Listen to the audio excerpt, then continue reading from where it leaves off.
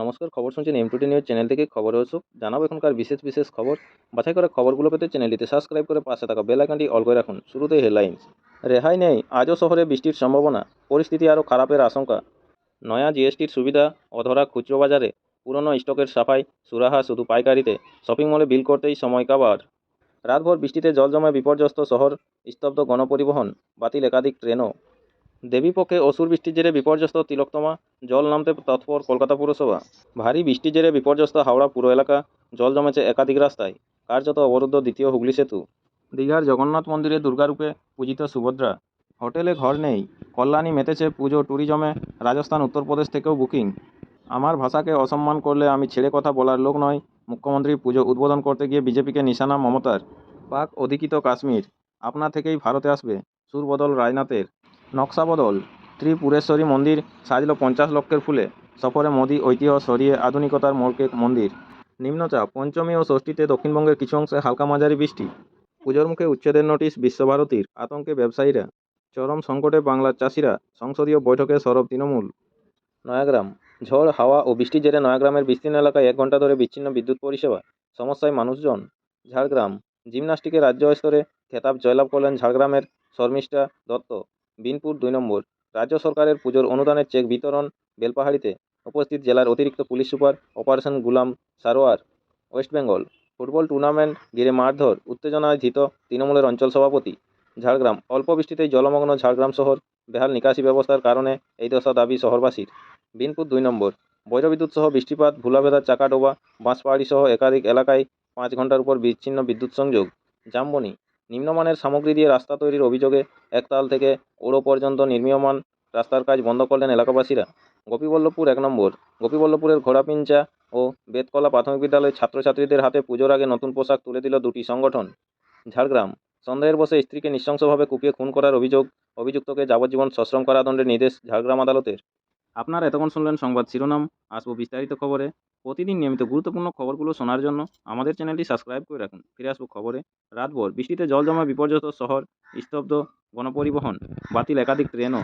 কলকাতা, ভারী বৃষ্টিতে বিপর্যস্ত গোটা শহর, ভেঙে গিয়েছে প্রায় 121 বছরের একদিনের বৃষ্টির record.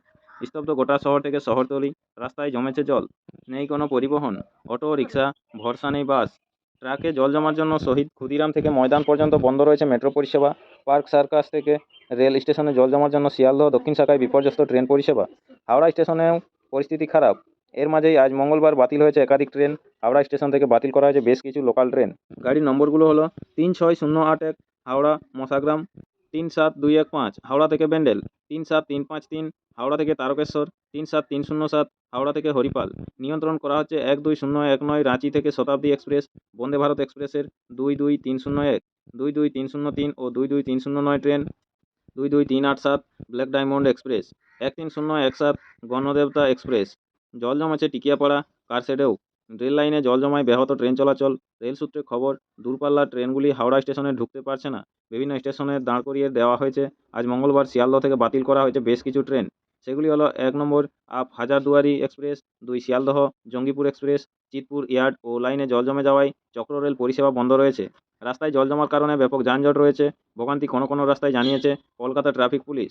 EM bypass, Maa flyover, theatre road, Amherst street, Kankurgachi underpass, hospital road, AJC Bose road, Mahatma Gandhi road, Bidhan Sarani, Rabindra সরণি উল্টোডাঙ্গায়। পরের খবরটিতে আসবো। রেহাই নেই, আজও শহরে বৃষ্টির সম্ভাবনা, পরিস্থিতি আরও খারাপের আশঙ্কা। কলকাতা, উত্তর পূর্ব বঙ্গোপসাগর এবং সংলগ্ন এলাকায় তৈরি নিম্নচাপের কারণে কলকাতা ও দক্ষিণ 24 পরগনা জেলায় গতকাল সোমবার রাত থেকে প্রবল বৃষ্টি হয়েছে। জল জমেছে শহরের বিভিন্ন রাস্তায়।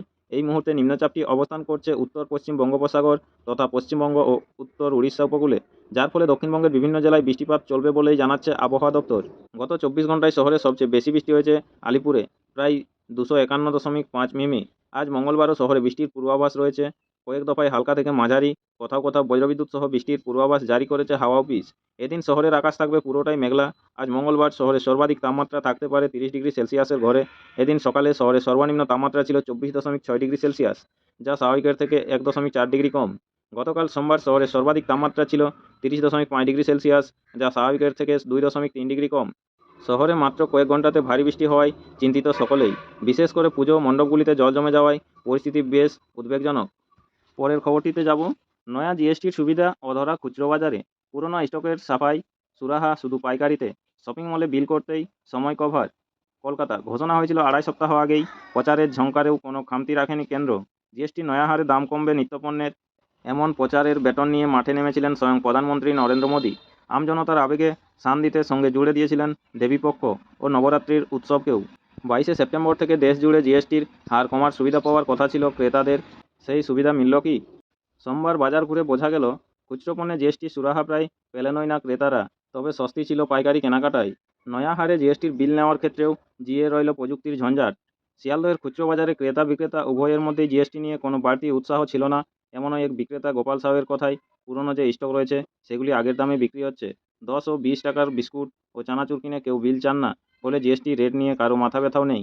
তার মতে নতুন দামের ট্যাগ লাগিয়ে প্যাকেটজাত মাল আসতে আরও 15 থেকে 20 দিন সময় লাগবে। তারপর জিনিসপত্রের দাম কমবে। ওই বাজারের ওই পাইকারি বিক্রেতা পঙ্কজ কুমার গুপ্ত বলেন, অনেক পণ্যের করের হার 12% থেকে কমিয়ে 5% করা হচ্ছে। পাইকাররা তা 12% জিএসটি মিটিয়ে কিনলেও 5% কর চাপিয়ে বিক্রি করছে। তাতে অবশ্য ক্ষতি কিছু হবে না, কারণ সেই খামতি নয়া ব্যবস্থায় পূরণ হয়ে যাবে।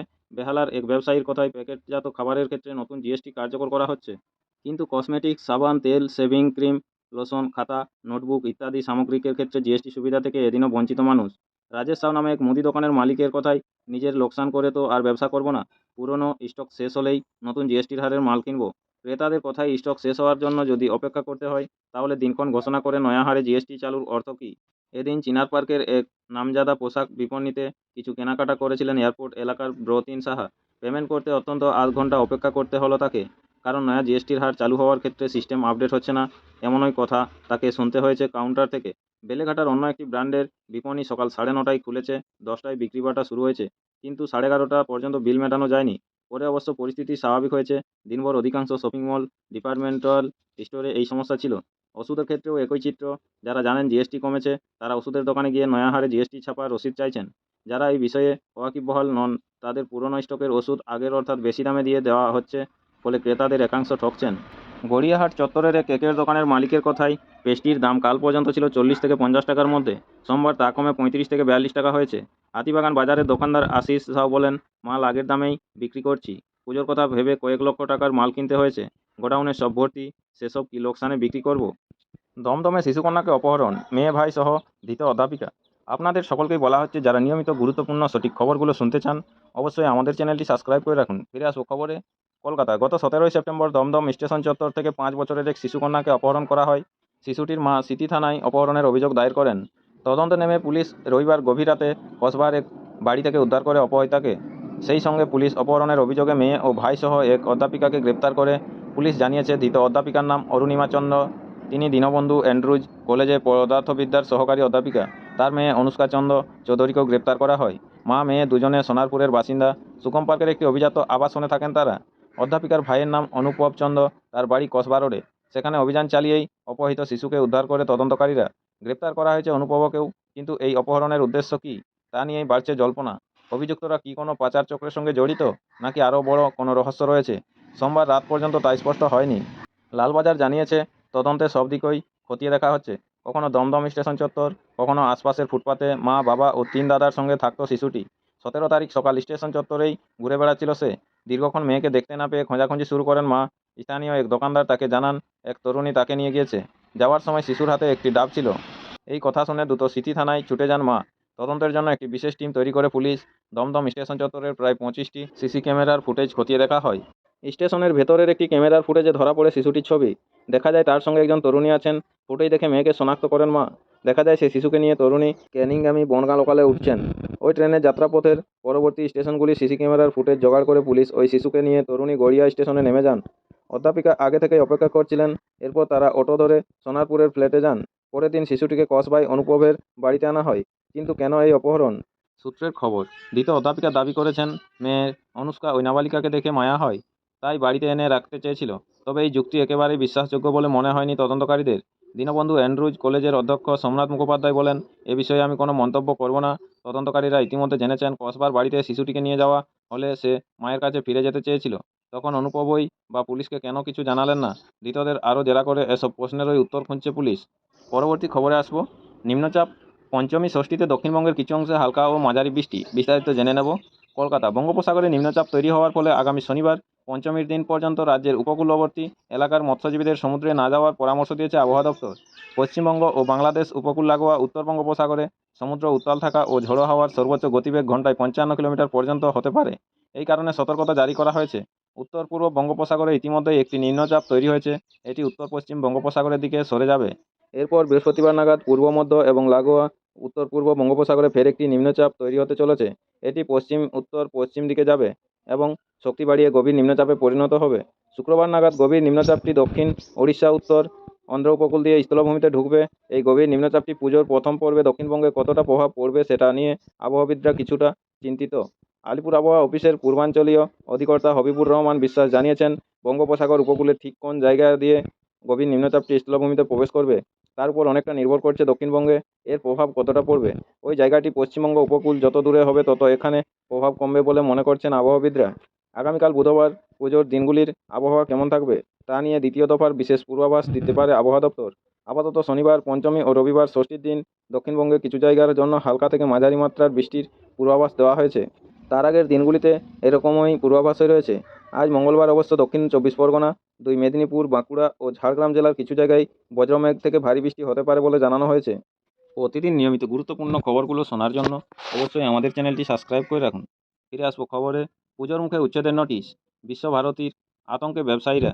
বোলপুর পুজোর মুখে উচ্ছেদের নোটিশ পেয়ে ঘুম উড়েছে শান্তিনিকেতন থানার আশেপাশের রাস্তার ধারের অস্থায়ী দোকানদারদের। বিশ্বভারতী ক্যাম্পাসের ইন্টারন্যাশনাল গেস্ট হাউস থেকে যে রাস্তাটি শান্তিনিকেতন থানা, পদ্মা ভবন, ভাষা ভবন হয়ে ফায়ার ব্রিগেড পর্যন্ত যাচ্ছে, সেই রাস্তার উপর সমস্ত দোকানদারদের 7 দিনের মধ্যে উঠে যেতে নির্দেশ দিয়েছে বিশ্বভারতী কর্তৃপক্ষ। গত 17 সেপ্টেম্বর ওই নির্দেশিকা জারি হয়েছে। সেই অনুযায়ী আগামী বুধবারই শেষ হচ্ছে বিশ্বভারতীর বেঁধে দেওয়া সময়সীমা। শান্তিনিকেতন থানার অদূরেই একটি অস্থায়ী দোকান রয়েছে। ষাটোর্ধ্ব কংগ্রেস তুড়ির ঘুগনি, মুড়ি, চা, বিস্কুট ইত্যাদি বিক্রি করেন। খদ্দের বলতে বিশ্বভারতীর পড়ুয়া ও পুলিশ কর্মীরা বিক্রিবাটা করে দিনের শেষে যা হয় তাই দিয়েই চলে সংসার। উঠে আসে ওষুধের খরচ। হঠাৎ উচ্ছেদের নোটিশ পেয়ে দু চোখের পাতা এক করতে পারছেন না কংগ্রেসবাবু। তিনি বলেছিলেন, নোটিশটা দেখা মাত্রই মাথায় আকাশ ভেঙে পড়ে। মনে হচ্ছিল হার্ট ফেল করে মরে যাব। চোখের জল ধরে রাখতে পারছিলাম না।